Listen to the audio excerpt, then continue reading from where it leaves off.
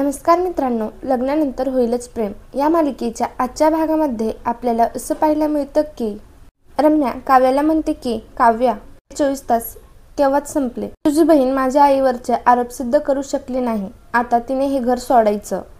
जीवा भडकतो. जीवा म्हणतो, ए रम्या, काय बडबडतीयस? नंदिनी घर का सोडेल आणि तू कोण आहेस ग हे सांगणारी? पार्थ म्हणतो, नंदिनी कुठेही जायचं नाही. रम्या म्हणते, पार्थ जीवा तुम्ही असे कसे भाचे आहात? ह्या नंदिनीने तुमच्या आत्यावर नाही ते आरोप केले आणि तरी तुम्हाला काहीच वाटत नाही. तरी तुम्ही तिचीच बाजू घेताय. ही नंदिनी ती सिद्ध करू शकली का? ती काहीही सिद्ध करू शकली नाही. खरं तर जेव्हा या नंदिनीने आईवर आरोप केले ना, तेव्हाच तुम्ही हिला घराबाहेर काढायला हवं होतं. तेव्हा तर तुम्ही काहीच केलं नाही. पण आता हे सिद्ध झालं की ती खोटं बोलतीये, ती खोटी आहे. तरी पण तुम्ही तिलाच पाठिंबा देताय. कमाल आहे या तुमची. वसू म्हणते, रम्या जाऊ दे. उगीच शब्दाला शब्द देऊ नकोस. मीच कमी पडले माझ्या भाच्यांवर माया करायला. पण जीवा, पार्थ, विक्रम ह्या मुलीला घरात ठेवायचं की नाही हा तुमचा प्रश्न आहे. याबाबत मी काहीच बोलणार नाही. मी तुम्हाला हात जोडून एकच विनंती करते, यापुढे माझ्यावर असले घाणेरडे जीवघेणे आरोप करू नका. काव्या खूप भडकते. नंदिनी काव्याला शांत बसायला सांगते. नंदिनी म्हणते, बाबा मी पुरावे आणू शकले नाही तर मी हे घर सोडून जाईल असं मी शब्द दिला होता आणि मी माझा शब्द पाळते. मी हे घर सोडून जाते. काव्या म्हणते, तसं असेल तर मीही हे घर सोडते. मी पण बॅग भरायला घेते. जिथे माझी नंदिनी ताई नाही तिथे मी नाही राहू शकत. पार्थ काव्याला म्हणतो, कुठेही जायचं नाही. जीवा सुद्धा नंदिनीला म्हणतो, नंदिनी तू कुठेही जाणार नाही, तू इथेच राहायचंय. विक्रम म्हणतो, नंदिनी काव्या माझ्या सुना घर सोडून जाणार? मानिनी म्हणते, माझ्या ह्या दोन्ही सुना जर घर सोडून गेल्या तर मी कोणालाच माफ करणार नाही. रम्या म्हणते, मामा माझ्या आईचा अपमान होणार नाही एवढं काहीतरी कर. माझ्या आईला नवरा आणि मला वडील नाही म्हणून आमच्याशी कसंही वागणार का कोणी पण? विक्रम म्हणतो, नंदिनी काव्या मी या घरचा कुटुंब प्रमुख म्हणून तुम्हाला दोघींना सांगतो की या घरातून कोणीही कुठेही जाणार नाही. आता आपण हे घाणेरडं प्रकरण इथेच विसरून जाऊ. असं समजू की असं काही घडलंच नव्हतं. विक्रम म्हणतो, नंदिनी हा विषय इथेच संपव. वसुताईंची माफी माग. मानिनी म्हणते, वा छान पट मांडला हो तुम्ही. जिद भी मेरी पट भी मेरी. काहीही झालं तरी नंदिनी माफी मागणार नाही. विक्रम म्हणतो, नंदिनीला माफी मागावीच लागेल. नंदिनी म्हणते, नाही बाबा मी माफी मागणार नाही. एक वेळेस मी घर सोडेन पण मी माफी मागणार नाही. कारण त्यांनी आमच्या चौघांचं सुद्धा आयुष्य उद्ध्वस्त केलं आहे. त्यांची माफी मागणं म्हणजे आमच्यावर अन्याय होणं, अन्याय सहन करणं. सगळं झाल्यानंतरही मी शांत बसते याचा अर्थ मी विसरलेली नाहीये. मी शांत बसणार नाही. मी माफी मागणार नाही. हवं असेल तर मी आताच्या आता घर सोडून जाते पण मी वसुताईंची माफी मागणार नाही. काव्या म्हणते, ताई मी पण येते. वसुंधरा म्हणते, नंदिनी प्लीज हे घर सोडून नको जाऊस. हे घर कधी तुटावं असं मला कधीच वाटलं नव्हतं आणि यापुढेही कधी वाटणार नाही. हवं तर मी तुझी माफी मागते पण तू हे घर सोडून नको जाऊस. आता तर मला असं वाटतंय की हे सगळं माझ्यामुळेच घडलं आहे. तुम्ही दोघी या घरच्या सुना आहात आणि तुम्ही जर घर सोडून गेलात तर माझ्या भावाचं, माझ्या भाच्यांचं आयुष्य उद्ध्वस्त होईल. माप ओलांडून लक्ष्मी म्हणून या घरात आलात ना, आता त्याच पावलांनी उलट नका जाऊ. हवं असेल तर मी तुझ्या पाया पडते पण तू नको जाऊस. वसुंधरा नंदिनीच्या पाया पडण्यासाठी खाली वागते. रम्या तिला अडवत असते. विक्रम म्हणतो, नंदिनी तू बघतीयस ना, नंदिनी बघतीयस ना माझ्या ताईची काहीही चूक नसताना ती तुझ्या पायाशी आलीये आणि तुझ्या डोक्यात कसलं खूळ आहे काही माहिती. नंदिनी म्हणते, नाही बाबा. विक्रम म्हणतो, मला बाबा अजिबात म्हणायचं नाही. मी तुझा बाबा नाही आणि तू माझी मुलगी नाही. विक्रम तडकाफडकी त्याच्या रूममध्ये निघून जातो. सगळेजण तिथून निघून जातात. नंदिनी काव्या एकमेकांना मिठी मारून रडत असतात. मानिनी विक्रमच्या जवळ येते आणि म्हणते, तुम्ही खाली काय म्हणालात ओ? तुम्ही असं कसं बोलू शकता? तुम्ही काय बोलून गेला हे तुम्हाला तरी कळतंय का? विक्रम म्हणतो, तुला तिचं वागणं दिसत नाही का? अगं ती किती खालच्या थराला गेली आहे. ताईंवर आरोप करते आणि खोटा पुरावा आणला त्यामुळे ती माझ्या नजरेतून उतरून गेली आहे. मानिनी म्हणते, जरा नंदिनीच्या नजरेत बघा, तुम्हाला लगेच कळेल खरं कोण खोटं कोण. नंदिनीला वसुताई फसवताय. कालपर्यंत कुठलाही गुडघ्यांचा डॉक्टर नव्हता आणि काल अचानक गुडघ्यांचा डॉक्टर आला. आतापर्यंत वसुताईंचे कधीच गुडघे दुखले नाही आणि आज अचानक कसे काय गुडघे दुखायला लागले? तुम्ही जरा विचार करा. हे सगळं वसुताईंनीच केलं असेल. तुम्ही चांगला विचार का करत नाहीये? अहो नंदिनी त्या लग्नातून निघून गेल्यानंतर पार्थ कोणाशी लग्न करणार होता? पहिली संधी कोणाला मिळणार होती? आणि हाच विचार वसुताईने केला नसेल का? विक्रम म्हणतो, पण झालं का लग्न? आणि ज्या वेळेस नंदिनी तिथे नव्हती त्यावेळेस रम्या सुद्धा तिथे नव्हती. आणि वसुताईंचा हाच जर प्लॅन असेल तर, वसुताईचा प्लॅन असता तर तिने रम्याला कुठेही जाऊ दिलं नसतं. त्यामुळे उगाच नंदिनीची वकिली करत माझ्याशी भांडू नकोस. मानिनी विक्रम खूप भांडत असतात. पहिल्यांदाच ते एकमेकांच्या विरोधात गेलेले असतात.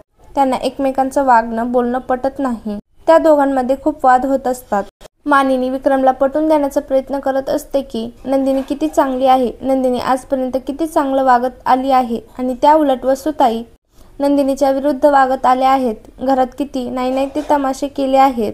हे सगळं विक्रमच्या नजरेत आणून देण्याचा ती प्रयत्न करत असते. पण विक्रम वसुताईंच्या विरुद्ध एकही शब्द ऐकून घ्यायला तयार नसतो. मानिनी म्हणते, तुम्हाला पटत नसलं तरी मी तरी सुद्धा नंदिनीचीच साथ देणार आहे. मला माहिती आहे नंदिनी खरी आहे.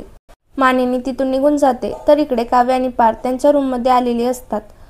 काव्या पार्थला म्हणत असते की पार्थ, तुम्हीच विचार करा ना, माझी नंदिनी ताई असं का करेन? वसु आत्या माझ्या नंदिनी ताईला फसवत आहेत. का ती सगळ्यांसमोर खोटं बोलेन? पार्थ म्हणतो, नंदिनी खोटं बोलूच शकत नाही. ती खोटे आरोप करूच शकत नाही आणि ती खोटे पुरावे आणूच शकत नाही. काव्या बोलते, मग विक्रम काका असे का वागतात? का वसु आत्यांचीच बाजू घेत आहेत? का एकदा पण नंदिनी ताईची बाजू घेत नाहीत? आत्ता पण ते काय म्हणाल्या ऐकलत ना? मला अजिबात बाबा म्हणू नकोस. त्या बिचाऱ्या ताईला काय वाटलं असेल? माझ्या नंदिनी ताईचा का कोणी विचार करत नाहीये? पार्थ, माझ्या नंदिनी ताईला जर वसु आत्यांमुळे त्रास झाला तर मी त्या बाईला सोडणार नाही. काव्या मोठमोठ्याने ओरडून बोलत असते. बोलता बोलता तिला ठसका लागतो. पार्थ तिला खाली बसवतो, पाणी देतो आणि तिच्या पाठीवरून मायेने हात फिरवतो. काव्या पार्थकडे बघत असते. पार्थ पटकन पाठीवरचा हात काढून घेतो. पार्थ म्हणत असतो की आजपर्यंत मी असा कधीच विचार केला नव्हता की आपल्या घरात असं काहीतरी घडेल. वसु आत्या इतक्या खालच्या थराला जातील असं कधीच वाटलं नव्हतं. खरंच वसु आत्यामुळे नंदिनीच्या बाबतीत खूप वाईट झालं. काव्या म्हणते, आजपर्यंत माझी ताई सगळ्यांना न्याय मिळवून द्यायची. आज तिच्यावरच खूप मोठा अन्याय होतोय. पार्थ म्हणतो, माझा पूर्ण विश्वास आहे. माझा भाऊ नंदिनीला कधीच एकटं पडू देणार नाही. तर इकडे नंदिनी आपल्या रूममध्ये आलेली असते. ती खूप रडत असते. तिला खाली घडलेला सगळा प्रकार आठवत असतो. तिथे जीवा येतो. नंदिनी जीवाला म्हणते, जीवा तुम्ही तरी माझ्यावर विश्वास ठेवा. तो साक्षीदार खोटा नव्हता. जीवा म्हणतो, नंदिनी मला स्पष्टीकरण द्यायची अजिबात गरज नाहीये. मला दिसतंय तुला ट्रॅप केलं गेलं आहे. नंदिनी म्हणते, मी अशी कशी मूर्ख बनले? असा कसा काय त्या दीपकवर विश्वास ठेवला? नेहमी असंच होतं. मी ज्या लोकांवरती विश्वास ठेवते तीच माणसं मला फसवतात. मला असं वाटलं होतं दीपक सगळं काही खरं सांगेल आणि घरच्यांचा माझ्यावर असलेला विश्वास कधीच ढळणार नाही. आणि आता सगळं उलट होऊन बसलंय. जेव्हा म्हणतो, नंदिनी मी तुला सांगितलं होतं तू एकटी दीपकला भेटायला जाऊ नकोस. आपण दोघं गेलो असतो तर तेव्हाच कळलं असतं की काही गडबड आहे आणि कदाचित आपण दुसरा मार्ग काढला असता. तरी सकाळी तुम्ही सारखं, नंदिनी म्हणते, खरं आहे तुमचं. तरी तुम्ही सकाळी सारखं मला सांगत होता की मी तुमच्या सोबत येतो. पण मी म्हणाले की लढाई माझ्या एकटीची आहे, मला एकटीला लढू द्या. पण जीवा माझं चुकलं. पण मी माझी लढाई, माझी नाती सगळं काही हरून बसले. जीवा म्हणतो, तू असं बोलू नकोस. तुझी नाती तुझ्या जवळच आहेत आणि हा जीवा आहे ना, तो तुला कधीच हरू देणार नाही. नंदिनी म्हणते, जीवा एवढं सगळं होऊनही तुम्ही माझ्यावर किती विश्वास दाखवताय. पण माझं चुकलं. तुम्हाला मी विश्वासात घेऊन सगळं काही सांगायला हवं होतं. माझं चुकलं. जीवा म्हणतो, अगं पण तू कसं काय माझ्यावर विश्वास ठेवू शकली असती? मी तुझा नवरा तर नाहीच आणि तुझा मित्र सुद्धा बनू शकलो नाही. पण एक दिवस तू माझ्यावर नक्कीच विश्वास ठेवशील आणि विश्वासाने सगळं काही शेअर करशील. तोपर्यंत एक रूममेट म्हणून तरी मला सगळं काही सांगत जा. नंदिनी म्हणते, हो जीवा मी तुम्हाला सगळं सांगेन. पण जीवा बाबा माझ्याशी कधीच बोलणार नाही का? मगाशी ते म्हणाले की मला बाबा म्हणून हाक मारू नकोस. माझं चुकलं. जे काही घडलं त्याबद्दल मी बोलायलाच नको होतं. माझ्यामुळे आई आणि बाबांमध्ये खूप वाद झाले, भांडणं झाली.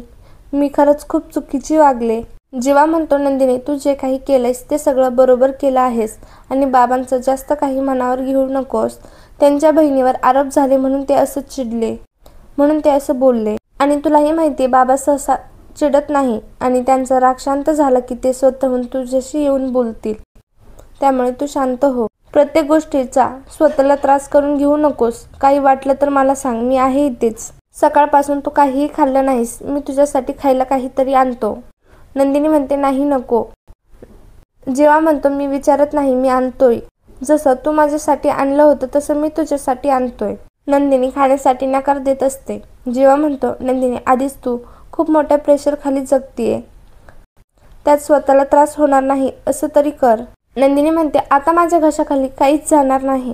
आता माझ्या घशाखाली काहीच जाणार नाही. मला एकटीला राहू द्या. मला एकटीसाठी वेळ द्या. मला प्लीज समजून घ्या. जेव्हा म्हणतो, ठीक आहे, काही लागलं तर मला सांग. मी ते खालीच आहे असं म्हणून जेव्हा तिथून निघून जातो. नंदिनी विचार करत म्हणत असते की असं कसं काय घडू शकतं. दीपक अचानक कसा काय पलटू शकतो आणि वसू आत्याने हे सगळे पुरावे कधी आणि कुठून आणले. हे सगळं कधी आणि कसं काय घडलं. तेवढ्यात रम्या वसू तिथे येतात. वसू म्हणते की हे सगळं मी सांगते. रम्या दार लावून घेते आणि आपला आजचा भाग इथेच संपतो. मालिकेच्या पुढील भागात आपल्याला असं पाहायला मिळतं की नंदिनी म्हणते, आजपर्यंत तुम्ही माझ्यातली सोज्वळ आणि संयमी नंदिनी बघितली आहे, पण आता तसं होणार नाही. आता खरी नंदिनी बघायला मिळणार आहे. एकमेकींना धरून उभे राहा, कारण आता वादळ येणार आहे. इकडे दुसऱ्या दिवशी नंदिनीने विक्रमसाठी पोहे केलेले असतात. मानिनी म्हणते, नंदिनीने तुमच्यासाठी पोहे केले आहेत. विक्रम म्हणतो, ती तुझी सून आहे. तिने तुझ्यासाठी हवं ते करावं, माझ्यासाठी काहीही करू नये. विक्रम ती पोह्यांची प्लेट ढकलून तिथून निघून जात असतो. मानिनी म्हणते, थांबा, हा विषय इथेच संपवा. विक्रम म्हणतो, हा विषय इथेच संपणार नाही.